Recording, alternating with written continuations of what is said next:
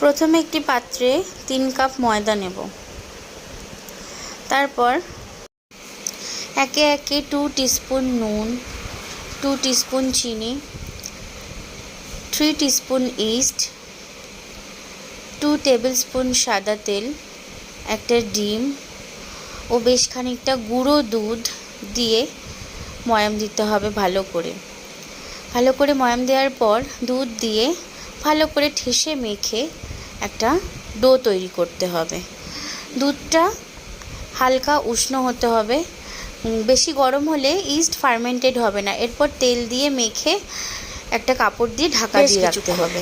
একটা কড়াইতে সাদা তেল গরম করে তার মধ্যে জিরে ফোড়ন দিয়ে 3টে বড় সাইজের পেঁয়াজ ছোট কিউব করে কেটে ভালো করে বাদামি করে ভেজে নিতে হবে।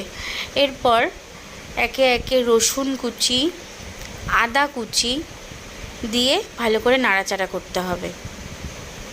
এরপর 250 থেকে 300 গ্রাম চিকেন কিমা মিক্সিতে একটু ঘুরিয়ে নিয়ে পেঁয়াজের মধ্যে দিয়ে দেব এবং ভালো করে নাড়াচাড়া করব যতক্ষণ না চিকেনটা সাদা হয়ে যাচ্ছে। এরপর একে একে স্বাদমতো নুন, চিনি, ফ্রেশ গোলমরিচের গুঁড়ো, চিলি ফ্লেক্স, কিছুটা হোয়াইট ভিনিগার ও সয়া সস দিয়ে ভালো করে নাড়িয়ে চাড়িয়ে নিতে হবে। নাড়ানো হলে এতে কিছুটা ময়দা অ্যাড করতে হবে। ময়দা দিয়ে আবার একটু শুকনো করে ভেজে নিতে হবে।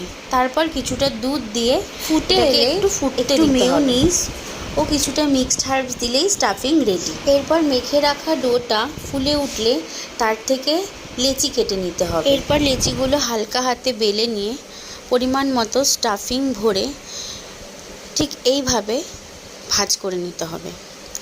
তারপর একটি মাইক্রোওয়েভ সেফ পাত্রে অয়েল ব্রাশ করে এগুলোকে বসিয়ে দিতে হবে।